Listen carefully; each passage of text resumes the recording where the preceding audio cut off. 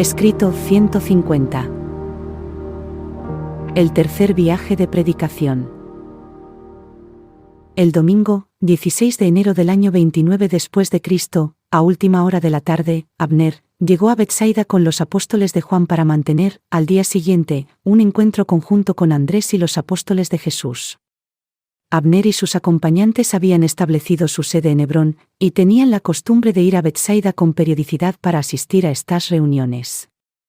Entre las numerosas cuestiones que se trataron en este encuentro, se trató de la práctica de ungir a los enfermos con algún tipo de aceite en el momento de orar por su curación. De nuevo, Jesús declinó participar en las deliberaciones o expresar su opinión sobre las conclusiones a las que llegaran. Los apóstoles de Juan siempre habían hecho uso del aceite de unción en su ministerio hacia los enfermos y afligidos, e intentaron establecer esta práctica de forma generalizada para ambos grupos, pero los apóstoles de Jesús se negaron a asumir dicha norma. El martes 18 de enero, en la casa de Zebedeo en Betsaida, se unieron a los 24, los evangelistas ya probados, unos 75 en total, en anticipación a ser enviados al tercer viaje de predicación por Galilea. Esta tercera misión tuvo una duración de 7 semanas. Se enviaron a los evangelistas en grupos de 5, mientras que Jesús y los 12 viajaron juntos la mayoría del tiempo. Los apóstoles iban de 2 en 2 para bautizar a los creyentes, cuando la ocasión lo requería. Durante un periodo de casi 3 semanas, Abner y sus compañeros trabajaron igualmente con los grupos de evangelistas, aconsejándolos y bautizando a los creyentes. Visitaron Magdala, Tiberias, Nazaret y todas las principales ciudades y aldeas del centro y el sur de Galilea, lugares todos previamente visitados y muchos otros más. Sería su último mensaje destinado a Galilea, exceptuando las zonas del norte. 1. El colectivo de mujeres evangelistas. De todos los valientes actos que realizó Jesús en su andadura terrenal, el más sorprendente de todos fue cuando, de repente, la noche del 16 de enero, anunció: mañana elegiremos a 10 mujeres para trabajar en el ministerio del reino. Al comienzo del periodo de 2 semanas, durante el que los apóstoles y los evangelistas estarían ausentes de Betsaida para hacer un receso, Jesús pidió a David que llamara a sus padres para que volvieran a casa y que enviara mensajeros convocando a Betsaida a 10 mujeres devotas, que hubiesen prestado servicios en el antiguo campamento y en el hospital de tiendas. Todas estas mujeres habían escuchado las enseñanzas dadas a los jóvenes evangelistas, pero jamás se les había ocurrido ni a ellas ni a sus maestros que Jesús se aventurara a darles la misión de enseñar el evangelio del reino y cuidar de los enfermos. Estas 10 mujeres, a las que Jesús escogió y encomendó, fueron: Susana, la hija del Jazán de la sinagoga de Nazaret; Juana, esposa de Chuza, el mayordomo de Herodes Antipas; Elisabet, hija de un judío rico de Tiberias y Séforis; Marta, hermana mayor de Andrés y Pedro; Raquel, cuñada de Judá; el hermano carnal del maestro; Nasanta, hija de Elmen, el médico sirio; Milca, prima del apóstol Tomás; Ruth, la hija mayor de Mateo Leví; Celta, hija de un centurión romano; y Agaman, una viuda de Damasco. Jesús añadiría luego, a este grupo, a otras 2 mujeres, a María Magdalena y a Rebeca, hija de José de Arimatea. Jesús dio permiso a estas mujeres para que se organizaran por sí mismas. Se indicó a Judas que les proporcionara fondos para su equipamiento y para la adquisición de animales de carga. Las 10 escogieron a Susana como jefa y a Juana como tesorera. Desde ese momento, consiguieron sus propios fondos, y nunca más recurrirían a Judas para su sostenimiento. Resultaba de lo más extraordinario en aquellos días, en los que no se permitía a las mujeres ni siquiera acceder a la planta principal de la sinagoga, confinándolas a la galería de mujeres, que se les reconociera y autorizara como maestras del nuevo evangelio del reino. El encargo que Jesús hizo a estas 10 mujeres, al escogerlas para enseñar el evangelio y ejercer su ministerio, fue proclamar para todos los tiempos la emancipación y liberación de la mujer. Nunca más miraría el hombre a la mujer como espiritualmente inferior. Esto produjo una notable conmoción incluso entre los 12 apóstoles. Pese a que habían oído muchas veces al Maestro decir que en el reino de los cielos no hay ni ricos ni pobres, ni libres ni esclavos, ni hombres ni mujeres, todos son por igual los hijos e hijas de Dios, estaban literalmente estupefactos cuando él propuso formalmente nombrar a estas 10 mujeres como maestras religiosas, permitiéndoles, además, viajar con ellos. El país completo se agitó ante este proceder, y los enemigos de Jesús sacaron un gran provecho de esta medida, pero, en todas partes, las mujeres creyentes en la buena nueva apoyaron con firmeza a estas hermanas suyas, designadas para tal tarea, y dieron su clara aprobación a este reconocimiento tardío del lugar de la mujer en la labor religiosa. Y los apóstoles, tras la partida del Maestro, llevaron a efecto de inmediato esta liberación de la mujer, a las que se les reconocía merecidamente. No obstante, se volvió a las antiguas costumbres en las generaciones siguientes. Durante los tempranos días de la Iglesia cristiana, se llamaban diaconisas a las mujeres maestras y a las que desempeñaban el ministerio religioso, y se les profesaba un general reconocimiento. Pero para Pablo, a pesar de admitirlo en un principio, aquello nunca tuvo cabida en su propia actitud y personalmente, le resultó difícil llevarlo a la práctica. 2. La parada en Magdala. Cuando el grupo apostólico abandonó Betsaida, las mujeres viajaban en la parte de atrás. Durante las charlas, estas siempre se sentaban en grupo enfrente y a la derecha del conferencista. El número de mujeres que se convertían en creyentes del Evangelio del Reino había crecido, y esto había causado muchas dificultades e innumerables situaciones embarazosas cuando querían conversar personalmente con Jesús o con algún apóstol. Ahora, todo esto había cambiado. Si una de las mujeres creyentes deseaba ver al Maestro o consultar con los apóstoles, acudía a Susana, y acompañada de alguna de las 12 mujeres evangelistas, ambas iban de inmediato ante la presencia del Maestro o de alguno de sus apóstoles. Fue en Magdala donde las mujeres demostraron por vez primera su valía y justificaron el acierto de haberlas elegido. Andrés había impuesto unas estrictas reglas a sus compañeros en cuanto al trabajo personal con las mujeres, en especial con las de dudosa reputación. Pero al llegar el grupo a Magdala, estas 10 mujeres evangelistas tuvieron libertad para entrar en los antros del mal y predicar directamente la buena nueva a sus moradoras. Y cuando visitaban a las enfermas, estas mujeres se mostraban muy cercanas a sus hermanas afligidas. Como resultado del ministerio realizado por estas 10 mujeres, más adelante conocidas como las 12 mujeres, en este lugar, se ganó a María Magdalena para el reino. A través de una serie de infortunios y como consecuencia de la actitud de una reputada sociedad hacia las mujeres que cometen tales errores de juicio, esta mujer se encontraba en uno de los nefastos burdeles de Magdala. Fueron Marta y Raquel quienes le expresaron a María que las puertas del reino estaban abiertas incluso para personas como ella. María creyó en la buena nueva, y Pedro la bautizó al día siguiente. De todo este grupo de 12 mujeres evangelistas, María Magdalena se convirtió en la más eficaz de las maestras del Evangelio. Junto con Rebeca, se la eligió para este servicio en Jotapata, unas 4 semanas después de su conversión. María y Rebeca, con otras de este grupo, continuaron, con lealtad y eficiencia, instruyendo y elevando a sus hermanas oprimidas durante el resto de la vida terrenal de Jesús, y cuando tuvo lugar el último y trágico episodio del relato de la vida de Jesús, pese a que todos los apóstoles excepto uno huyeron, todas estas mujeres se quedaron con él, ni una sola de ellas lo negó o traicionó.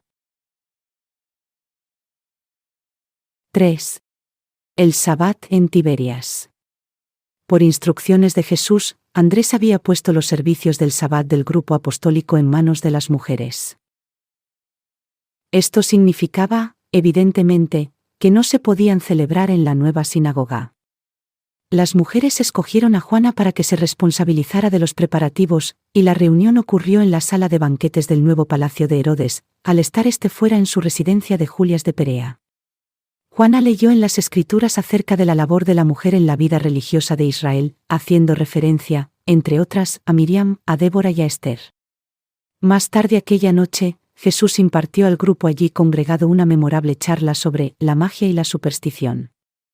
En aquellos días, la aparición de una estrella, brillante y supuestamente nueva, se consideraba como la señal de que un gran hombre había nacido en la tierra. Así, al haberse observado recientemente una estrella semejante, Andrés preguntó a Jesús si estas creencias estaban bien fundadas. En la larga respuesta que le dio a Andrés, el maestro abordó, con detenimiento, todo el tema de la superstición humana.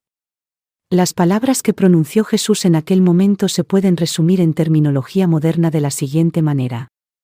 1. El curso de las estrellas en los cielos no guarda ninguna relación con los acontecimientos de la vida humana en la Tierra. La astronomía es el legítimo propósito de la ciencia, pero la astrología es un cúmulo de ideas supersticiosas que no tiene cabida en el Evangelio del Reino. 2. El examen de los órganos internos de un animal recientemente sacrificado no puede revelar nada del tiempo atmosférico, de sucesos futuros ni del resultado de actos humanos. 3. Los espíritus de los muertos no vuelven para comunicarse con sus familiares ni con sus antiguos amigos que todavía estén vivos. 4.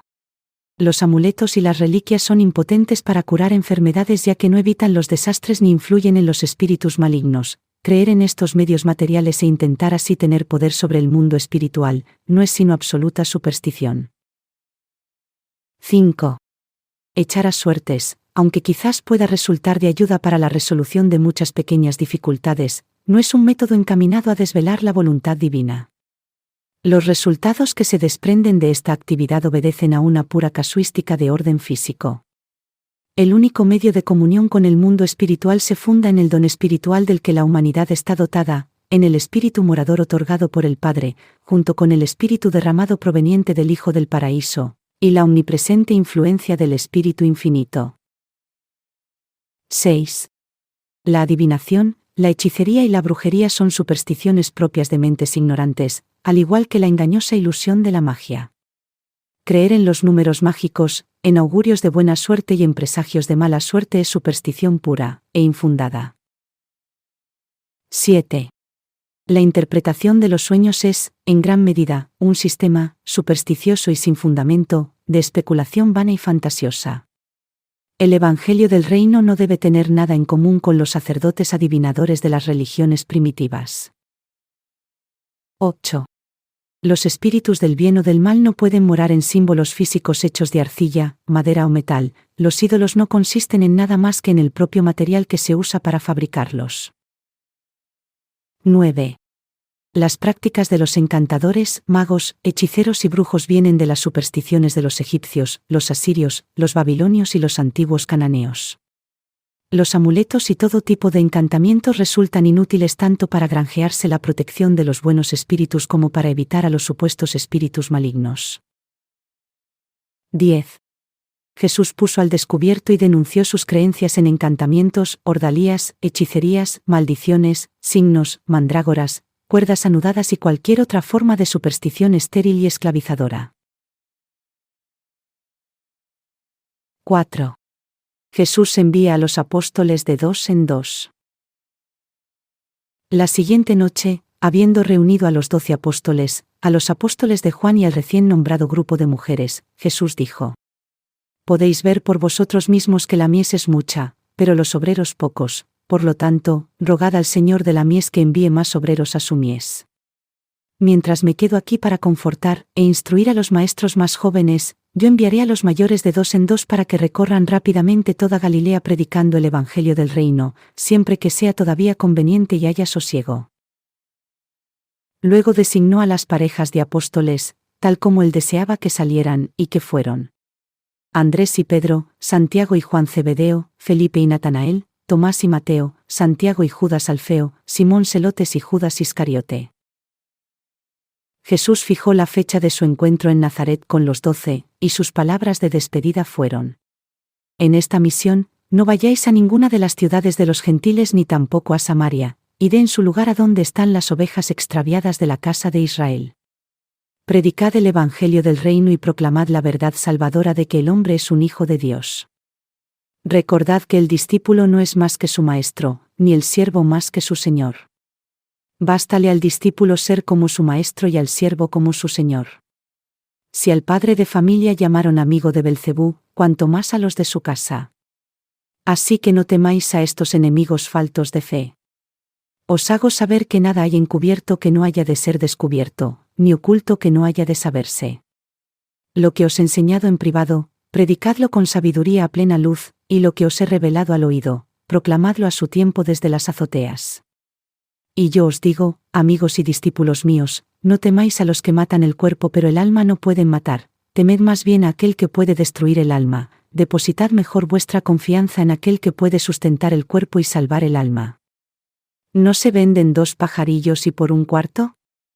Con todo, ni uno de ellos está olvidado delante de Dios. ¿No sabéis que incluso los cabellos de vuestras cabezas están todos contados? No temáis, pues, más valéis vosotros que muchos pajarillos. No os avergoncéis de mi enseñanza, salid y proclamad paz y buena voluntad, pero no os engañéis, vuestra predicación no estará siempre acompañada de paz. He venido a traer paz a la tierra, pero cuando los hombres rechazan mi dádiva, se produce división y alboroto. Cuando todos los miembros de una familia reciben el Evangelio del Reino, verdaderamente la paz mora en esa casa, pero, si algunos de la familia entran en el reino y otros rechazan el Evangelio, esa división solo trae dolor y tristeza. Laborad fervientemente para salvar a toda la familia y que no sea el enemigo del hombre de su propia casa. Pero, cuando hayáis hecho lo posible por todos los de la familia, yo os declaro que el que ama a padre o madre más que este Evangelio no es digno del reino. Cuando los 12 oyeron estas palabras, se prepararon para partir. Y no volverían a estar juntos de nuevo hasta el momento en el que acudieron a Nazaret para reunirse con Jesús y con los otros discípulos, tal como el Maestro había dispuesto. 5. ¿Qué debo hacer para ser salva? Una noche en Sunem, una vez que los apóstoles de Juan habían regresado a Hebrón y a los apóstoles de Jesús se les había enviado de 2 en 2, al encontrarse el Maestro enseñando a un grupo de 12 de los evangelistas más jóvenes que realizaban su labor bajo la dirección de Jacob, junto con las 12 mujeres, Raquel le hizo a Jesús esta pregunta. Maestro, ¿qué debemos responder cuando las mujeres nos preguntan? ¿Qué debo hacer para ser salva? Al oír a Raquel, él respondió.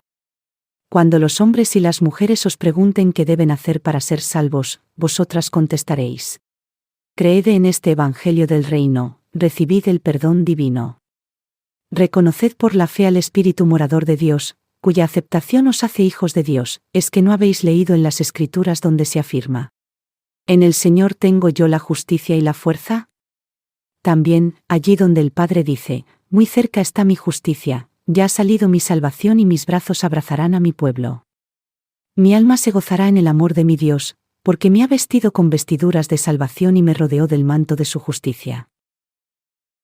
¿Es que no habéis leído asimismo del Padre que lo llamarán Señor, justicia nuestra? Quitadle esos harapos viles de hipocresía y vestid a mi Hijo con el manto de la justicia divina y de la salvación eterna. Es por siempre verdad que, por su fe vivirá el justo. La entrada en el reino del Padre es totalmente gratuita, pero avanzar, crecer en la gracia, es esencial para continuar allí. La salvación es el don del Padre, que sus hijos divinos revelan. Su aceptación, por vuestra parte, mediante la fe os hace partícipes de la naturaleza divina, en un hijo o hija de Dios. Por la fe estáis justificados, por la fe sois salvos, y por esta misma fe avanzaréis eternamente en un camino continuado de perfección divina. Por la fe fue Abraham justificado y las enseñanzas de Melquisedec le hicieron tomar conciencia de la salvación. A lo largo de todas las eras, esta misma fe ha salvado a los hijos del hombre, pero ahora ha venido del Padre un Hijo suyo para hacer más real y aceptable dicha salvación. Cuando Jesús acabó de hablar, hubo un gran regocijo entre quienes habían oído sus afables palabras, y en los días siguientes, todos se pusieron a proclamar el Evangelio del Reino con un ímpetu nuevo y con renovadas fuerzas y entusiasmo. Y las mujeres se alegraron aún más al saber que se las incluía en estos planes para instaurar el reino en la tierra. Resumiendo sus últimas palabras, Jesús dijo: No podéis comprar la salvación ni podéis ganar la rectitud. La salvación es un don de Dios y la rectitud ocurre naturalmente como resultado de la vida nacida del Espíritu por vuestra filiación en el reino. No seréis salvos porque viváis una vida recta, sino, más bien, viviréis una vida recta porque ya habéis sido salvos, habéis reconocido la filiación como un don de Dios y el servicio en el reino como el gozo supremo de la vida en la tierra. Cuando los hombres creen en este Evangelio, que es una revelación de la bondad de Dios, se verán llevados al arrepentimiento voluntario de todos los pecados conocidos. Ser consciente de la filiación es incompatible con el deseo de pecar. El que cree en el reino tiene sed de rectitud y de perfección divina. 6. Lecciones nocturnas. Durante las charlas que tenían por la noche, Jesús trató muchos temas.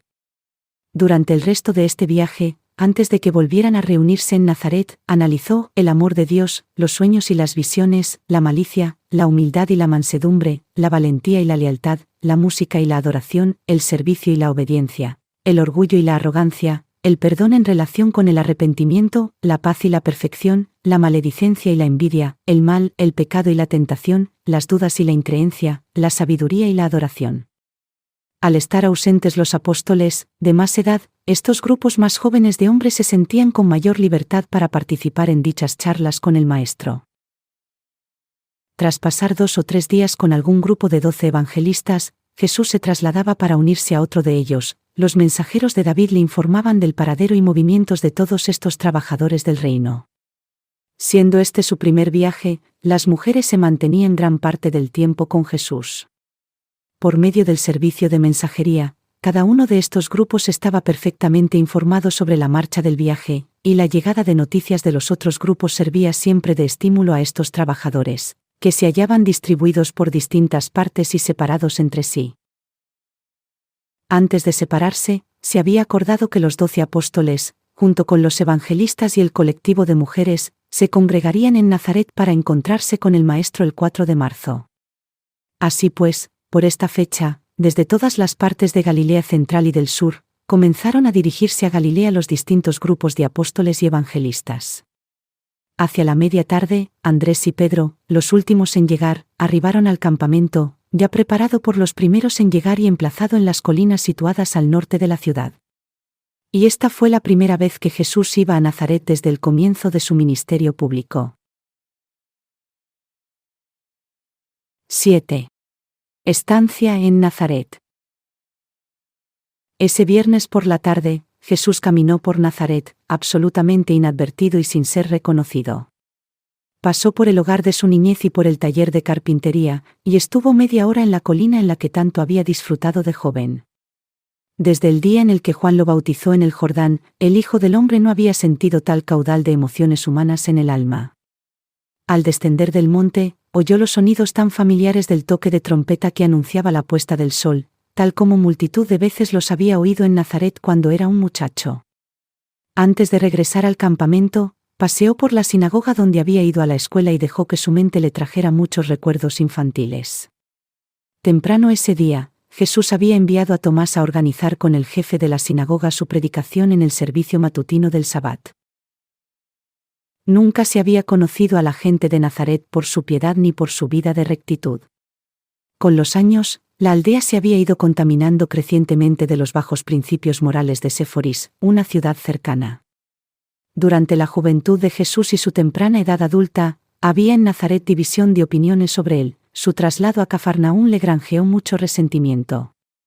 Aunque los habitantes de Nazaret habían oído hablar mucho de la labor de su antiguo carpintero, se sentían ofendidos por no haber incluido nunca, en ninguno de sus anteriores viajes de predicación, a su aldea natal.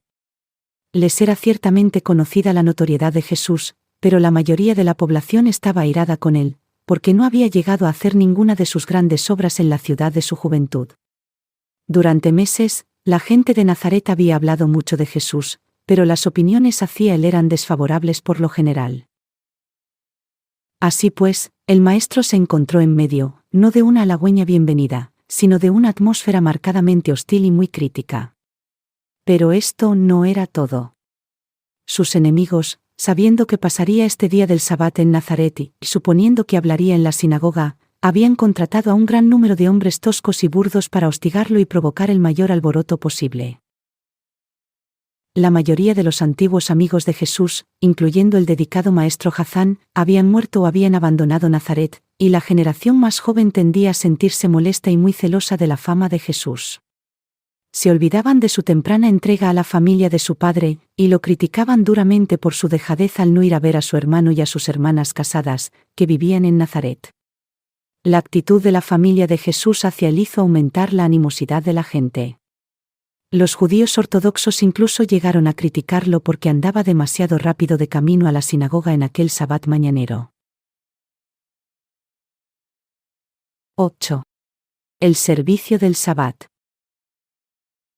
Aquel Sabbat lucía un día hermoso, y todo Nazaret, amigos y enemigos, acudió a la sinagoga para escuchar el discurso de su antiguo conciudadano.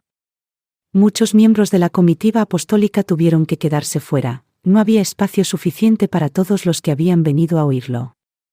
De joven, Jesús había hablado a menudo en este lugar de culto, y aquella mañana, al entregarle el jefe de la sinagoga el rollo de los escritos sagrados, de los que leería el pasaje del día en la Escritura, ninguno de los presentes pareció recordar que se trataba del mismo manuscrito que él había dado como ofrenda a la sinagoga. Los servicios de ese día se celebraron de la misma manera que Jesús los había presenciado cuando era un muchacho. Subió a la tarima de las lecturas con el jefe de la sinagoga y comenzó el servicio con 2 oraciones. Bendito sea el Señor, Rey del mundo, que ha formado la luz y ha creado la oscuridad, que hace la paz y lo ha creado todo, que, en su misericordia, da luz a la tierra y a los que en ella habitan, que en su bondad, día tras día y cada día, renueva las obras de la creación. Bendito sea el Señor nuestro Dios por la gloria de su labor y por las luces que dan luz, que él ha hecho para su alabanza. Selah. Bendito sea el Señor nuestro Dios, que ha formado la luz. Tras un momento de pausa, oraron de nuevo. Con gran amor el Señor nuestro Dios nos ha amado y con desbordante piedad se ha compadecido de nosotros, nuestro Padre y nuestro Rey, por el bien de nuestros padres que confiaron en Él. Tú les enseñaste los estatutos de la vida, ten misericordia de nosotros y enséñanos. Ilumina nuestros ojos en la ley, haz que nuestros corazones se aferren a tus mandamientos, une nuestros corazones para que te amemos y temamos tu nombre, y no seamos avergonzados, ahora y siempre. Porque tú eres el Dios de salvación, y nos escogiste entre todas las naciones y lenguas. Y en verdad, nos has acercado a tu gran nombre, Selah, para que podamos alabar amorosamente tu unidad. Bendito sea el Señor, que en amor eligió a su pueblo de Israel. La congregación recitó, entonces, el Shema, del credo de fe judío. Este ritual consistía en repetir un gran número de pasajes de la ley y mostraba que los fieles aceptaban el yugo del reino de los cielos, al igual que el yugo del mandamiento de leerlo día y noche. Y luego continuaron con la tercera oración. Es verdad que tú eres Yahvé, nuestro Dios y el Dios de nuestros padres, nuestro Rey y el Rey de nuestros padres, nuestro Salvador y el Salvador de nuestros padres, nuestro Creador y la roca de nuestra salvación, nuestra ayuda y nuestro libertador. Tu nombre es desde lo eterno, y no hay otro Dios fuera de ti. Los que fueron liberados cantaron un nuevo cántico a tu nombre en la orilla del mar, juntos te alabaron y reconocieron como Rey y dijeron: Yahvé reinará, ahora y siempre. Bendito sea el Señor que salva a Israel. El jefe de la sinagoga ocupó su lugar ante el arca, o cofre, que contenía las escrituras sagradas y comenzó a recitar las 19 oraciones de alabanza, o bendiciones. Pero, en aquel momento, era aconsejable abreviar el servicio a fin de que el distinguido invitado pudiera tener más tiempo para su discurso. Así pues, solo se recitaron la primera y la última de las bendiciones. La primera fue: Bendito es el Señor nuestro Dios, y el Dios de nuestros padres, el Dios de Abraham, y el Dios de Isaac, y el Dios de Jacob, el Magno, el Poderoso y el Dios terrible, que muestra misericordia y bondad, que crea todas las cosas, que recuerda sus benevolentes promesas a los padres y que trae un Salvador a los hijos de los hijos por causa de su propio nombre, en amor, oh Rey, auxilio, Salvador y escudo. Bendito eres tú, oh Yahvé, escudo de Abraham.